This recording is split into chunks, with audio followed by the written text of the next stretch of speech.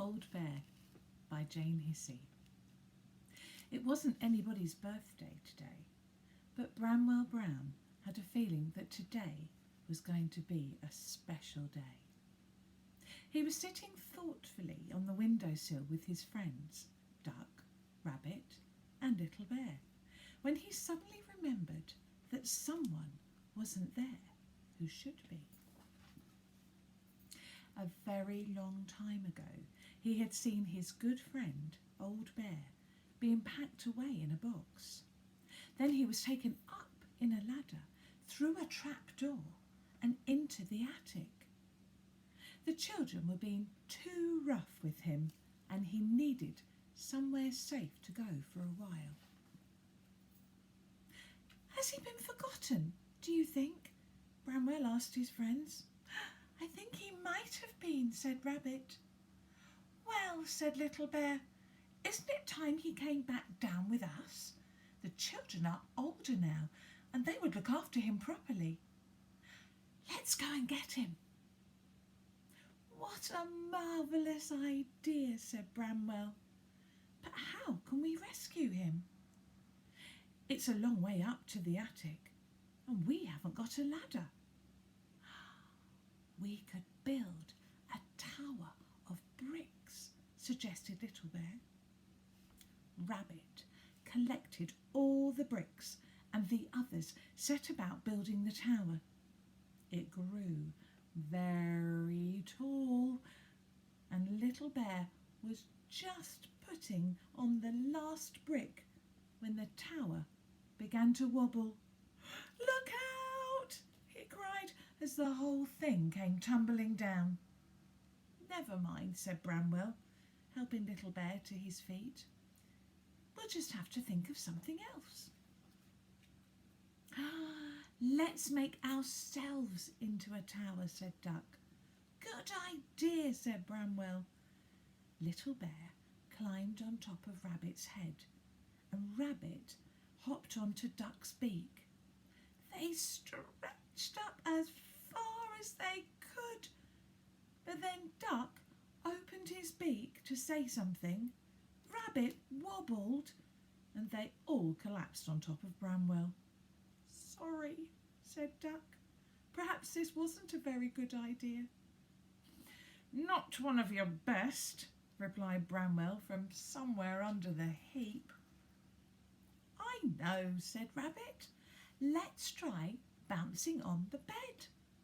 Trust you to think of that, said Bramwell. You never can resist a bit of bouncing, especially when it's not allowed. Rabbit climbed onto the bed and began to bounce up and down. The others joined him. They bounced higher and higher, but still they couldn't reach the trapdoor in the ceiling. Duck began to cry. Oh dear, he sobbed. What are we going to do now?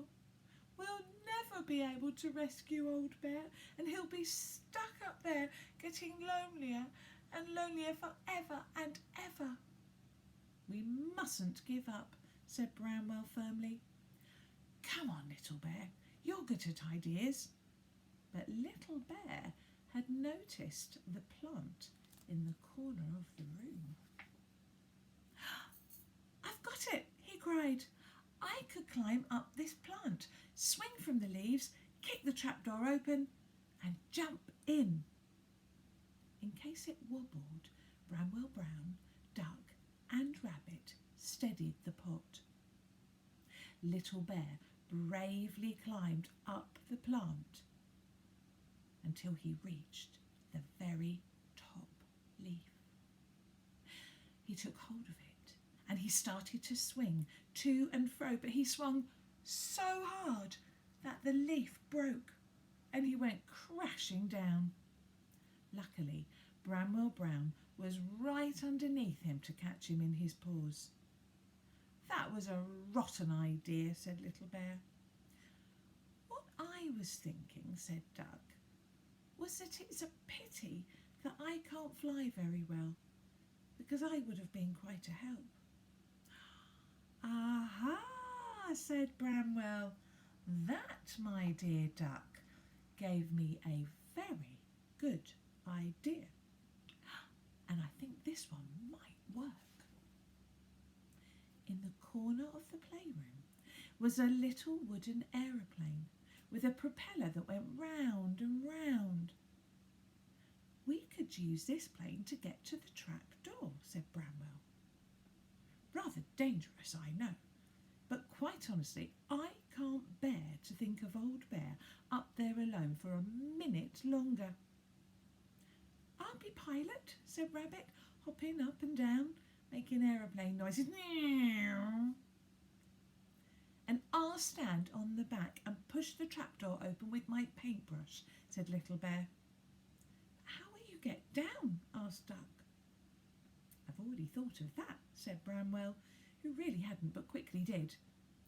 They can use these handkerchiefs as parachutes, and we'll catch them in the blanket. Bramwell gave Little Bear 2 big handkerchiefs and a torch so that he could see into the attic. Then he began to wind up the propeller of the plane. Rabbit and Little Bear climbed aboard, and Bramwell began the countdown. 5, 4, 3, 2, 1, 0! They were off. The plane whizzed along the carpet and flew into the air. The plane flew beautifully, and the first time they passed the trapdoor, Little Bear was able to push the lid open with his paintbrush. Then Rabbit circled the plane again, this time very close to the hole. Little Bear grabbed the edge, and with a mighty heave, he pulled himself inside. He got out his torch and looked around. The attic was very dark and quiet, full of boxes and old clothes and dust, and he couldn't see Old Bear anywhere. Any bears in here? He whispered, and he stood still to listen.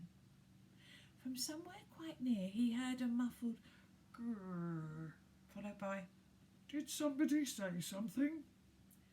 Little Bear moved a few things aside, and there, propped against a cardboard box and covered in dust, was Old Bear. Little Bear jumped up and down with excitement. "Old Bear! Old Bear! I found Old Bear!" he shouted. "So you have," said Old Bear. "Have you been lonely?" asked Little Bear. "Quite lonely," said Old Bear, "but I've been asleep a lot of the time." "Well," said Little Bear kindly, "would you like to come back to the playroom with us now?" "That would be lovely," replied Old Bear, "but how will we get down?" "Don't worry about that," said Little Bear. "Bramwell has thought of everything. He's given us these handkerchiefs as parachutes." "Good old Bramwell," said the old teddy. "I'm glad he didn't forget me." Old Bear stood up and shook the dust out of his fur, and Little Bear helped him on with his parachute. They went over to the hole in the ceiling. "Ready?" shouted Rabbit. "Steady!" shouted Duck. "Go!" shouted Bramwell Brown, and the 2 bears leapt bravely from the hole in the ceiling. Their handkerchief parachutes opened out, and they floated safely down to safety on the blanket. "Welcome home, Old Bear," said Bramwell Brown, patting his friend on the back. The others patted him too, just to make him feel at home. "It's nice to have you back," they said. "And it's nice to be back," said Old Bear. That night, when the animals were all tucked up in bed, Bramwell thought about the day's adventures and looked at the others. Rabbit was dreaming exciting dreams about bouncing as high as an aeroplane. Duck was dreaming that he really could fly and was rescuing bears from all kinds of high places. Little Bear was dreaming of the interesting things he'd seen in the attic, and Old Bear was dreaming about the good times he would have now he was back with his friends. I knew it was going to be a special day, said Bramwell Brown to himself, and he fell asleep. And I hope you will too. Night night.